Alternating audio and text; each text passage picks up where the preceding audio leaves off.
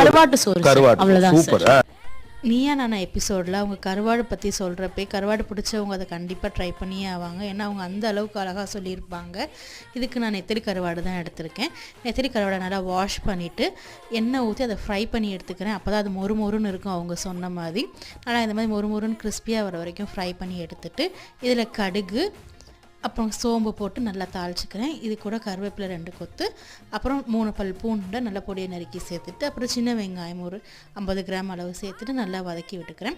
இது கூட 2 பச்சை மிளகாயும் சேர்த்துட்டு வெங்காயம் நல்லா வதங்கினதுக்கு அப்புறமேட்டு 2 தக்காளி கொஞ்சம் உப்பு சேர்த்து நல்லா வதக்கிட்டு, இது கூட 1 ஸ்பூன் அளவு மிளகாத்தூள் சேர்த்துட்டு நல்லா வதக்கி அதை நல்லா எண்ணெய் பிரிஞ்சு வந்ததுக்கு அப்புறமேட்டு ஃப்ரை பண்ணி வச்சுருக்கேன் அந்த கருவாடை சேர்த்துக்கிறேன். சேர்த்துட்டு நல்லா மிக்ஸ் பண்ணி விட்டுட்டு நம்ம வடித்து வச்சுருக்க சாதத்தை இது கூட சேர்த்து மிக்ஸ் பண்ணோம்னா ஒரு சூப்பரான கருவாட்டு சோறு ரெடி ஆயிரும். நல்லா இதுலேயுமே கருவாடு நல்லா மொறு மொறுன்னு இருந்துச்சு.